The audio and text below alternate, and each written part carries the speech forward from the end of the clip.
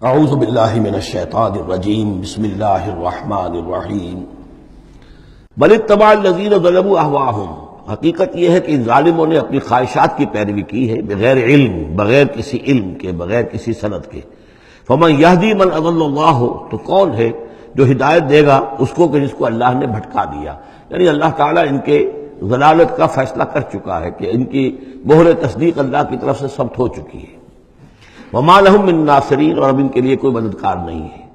فاقم وجہک للدین حنیفا، یہ آیات بہت اہم ہیں جو آ رہی ہیں آگے، اور دین کا جو اصل روح ہے اور اس کی یعنی جو جڑ اور بنیاد ہے۔ فاقم وجہک للدین حنیفا، تو قائم رکھو، سیدھا رکھو اپنے چہرے کو اللہ کے دین کی طرف، حنیفا، یکسو ہو کر۔ یہ توحیدی شان ہو کہ میری اطاعت، ان صلاتی و نسکی و محیای و مماتی للہ رب العالمین، جیسے حضرت ابراہیم نے فرمایا تھا انی وجہت وجہی للذی فطر السماوات والارض حنیفا وما انا من المشرکین۔ اب ہر چہار طرف سے اپنی توجہات کو کاٹ کر ذات باری تعالیٰ پر مرکوز کرو۔ فاقم وجہک للدین حنیفا فطرۃ اللہ التی فطر الناس علیہا، یہی وہ فطرت اللہ ہے جس پر کہ اللہ نے انسانوں کو پیدا کیا ہے۔ انسانوں کی تخلیق اسی پر ہوئی ہے۔ ہر بچہ جو ہے نسل انسانی کا وہ فطرت سلیمہ لے کر آتا ہے، بعد میں اس میں جو گڑبڑ ہوتی ہے اس کے ماحول کی وجہ سے، اس کے والدین جو بھی اس کو سکھا پڑھا دیتے ہیں، جیسا کہ حدیث ہے کل مولود یولد علی الفطرہ، ہر بچہ جو پیدا ہوتا ہے وہ فطرت پر پیدا ہوتا ہے، وہ فطرت اسلام ہے، وہ فطرت اللہ کے دین کی ہے، وہ فطرت اللہ ہے۔ فَأَبَوَاهُ يُهَوِّدَانِهِ أَوْ يُمَجِّسَانِهِ أَوْ يُنَصِّرَانِهِ، یہ تو پھر اس کے ماں باپ ہیں جو اسے یہودی یا نصرانی یا مجوسی بنا دیتے ہیں۔ تو یہاں فرمایا فطرت اللہ التی فطر الناس علیہا، لا تبدیل لخلق اللہ، اللہ کی خلق میں، اللہ کی تخلیق میں کوئی تبدیلی نہیں ہو سکتی۔ ذالک الدین القیم، بس یہی دین ہے قائم رہنے والا سیدھا دین۔ ولکن اکثر الناس لا یعلمون، لیکن اکثر لوگ علم نہیں رکھتے۔ منیبین الیہ،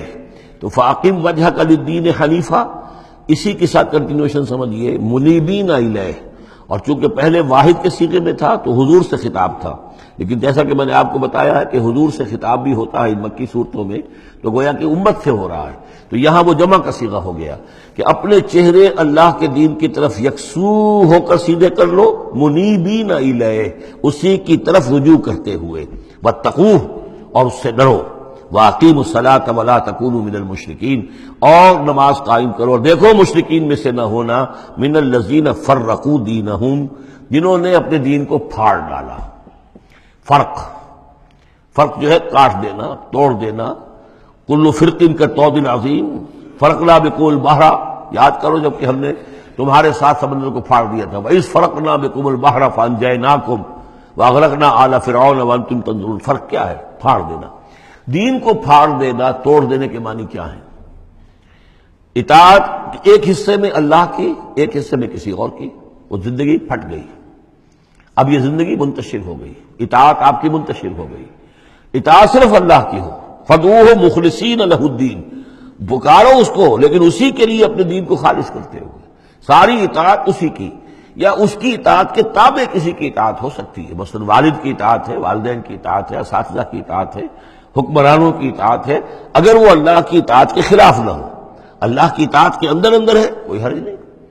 جس کی چاہو بات مانو، والدین کی مانو، اساتذہ کی مانو، اپنے پیروں کی مانو، جس کی چاہو مانو، حکام کی مانو، بشرطے کہ اس سے اللہ تعالیٰ کا کوئی حکم نہ ٹوٹتا ہو۔ لا طاعۃ لمخلوق فی معصیۃ الخالق، مخلوق میں سے کسی کی اطاعت نہیں کی جائے گی جس سے خالق کی نافرمانی لازم آتی ہو، بس یہ قانون ہے۔ تو من الذین فرقوا دینہم، کہ جنہوں نے اپنے دین کے ٹکڑے ٹکڑے کر دیے، وکانوا شیعا، اور وہ خود ان کو ایک ایک ٹکڑا لے کر علیحدہ ہو گئے،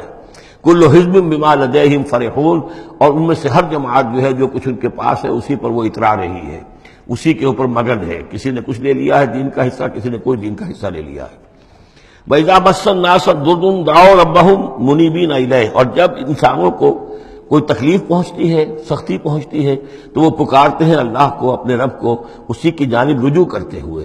ثم اذا اذاقهم منه رحمتا، پھر جب اللہ تعالیٰ انہیں اپنی رحمت کا مزہ چکھاتا ہے، اذا فریق منهم بربهم یشرکون، تو ان کی ایک جماعت اور ان کا ایک گروہ جو ہے اپنے رب کے ساتھ شرک کرنے لگتا ہے۔ لیکفروا بما آتیناکم، تاکہ کفر کریں ان چیزوں کے ساتھ جو ہم نے انہیں دی ہیں، یعنی ہماری دی ہوئی شے ہے، رزق ہماری ہے، لیکن اس کو وہ کفر کے لیے استعمال کر رہے ہیں۔ فتمتعوا، اچھا ٹھیک ہے، جو بھی تمہیں فائدہ اٹھانا ہے اٹھا لو، چند دن کی زندگی ہے، بالآخر تو تمہیں ہمارے پاس آنا ہے، یہ تمہارا طرز عمل جو ہے وہ اسی مہلت کے اندر اندر جو تم چاہو کرو، فسوف تعلمون، پھر یہ کہ عنقریب تمہیں معلوم ہو جائے گا کہ اصل حقیقت کیا ہے۔ کلا سوف تعلمون ثم کلا سوف تعلمون، ایک وقت آئے گا جب کہ اصل حقائق جو ہے وہ منکشف ہو جائیں گے۔ ام انزلنا علیہم سلطانا فہو یتکلم بما کانوا بہ یشرکون، کیا ہم نے ان کے اوپر کوئی ایسی سند اتاری ہے جو ان سے یہ کہہ رہی ہو اور ان چیزوں کی تصدیق کر رہی ہو کہ جن کے یہ شرک کر جس کو شریک کر رہے ہیں، یعنی کوئی آسمانی کتاب آئی ہو جس نے انہیں یہ بتایا ہو۔ اب یہاں دیکھیں لفظ یتکلم آیا، جو بات کرتی ہو ان سے، یہی لفظ ہے جو کہ علامہ اقبال نے قرآن کے لیے استعمال کیا ہے، مثل حق پنہاں ہم پیداستو زندہ و پائندہ و گویاستو، یہ قرآن جو ہے خود کلام کرتا ہے، آپ اس سے گفتگو تو کیجئے، یہ آپ سے کلام کرے گا، آپ سے بات کرے گا۔ تو پوچھا گیا یہ کہ ام انزلنا علیہم سلطانا فہو یتکلم بما کانوا بہ یشرکون، تو کیا ہم نے ان کے اوپر کچھ سند اتاری ہے جو ان سے گفتگو کرتی ہو، جس نے انہیں یہ بتایا ہو کہ یہ شرک کرو، یہ بھی اللہ کے ساتھ شریک ہے، یہ بھی اللہ کے ساتھ شریک ہے، یہ بھی اللہ کے ساتھ شریک ہے۔ وَإِذَا أَذَقْنَا النَّاسَ رَحْمَةً فَرِحُوا بِهَا، اور جب ہم لوگوں کو اپنی رحمت کا مزہ چکھاتے ہیں تو پھر وہ بڑے اتراتے ہیں، فخر کرتے ہیں، پھولے نہیں سماتے۔ وَإِن تُصِبْهُمْ سَيِّئَةٌ، اور اگر کہیں کوئی تکلیف آ جاتی ہے، مصیبت آ جاتی ہے، بما قدمت ایدیہم، اور وہ آتی بھی ہے ان کے اپنے ہاتھوں کے کرتوتوں کے باعث، جو ان کے ہاتھوں نے آگے بھیجا ہوتا ہے، اذا ہم یقنطون، تو وہ بالکل مایوس ہو جاتے ہیں، ان کی اور آس توڑ کر بیٹھ جاتے ہیں، ان کی کمر ٹوٹ جاتی ہے۔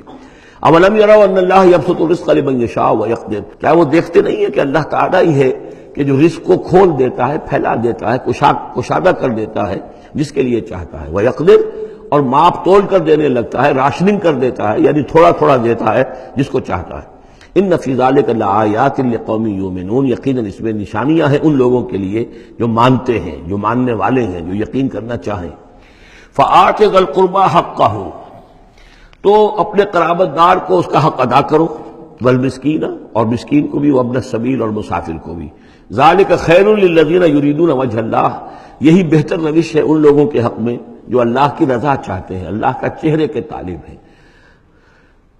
وَأُولَٰئِکَ هُمُ الْمُفْلِحُونَ، اور یقین یہی لوگ ہیں کہ جو فلاح پانے والے ہیں۔ صدق اللہ العظیم۔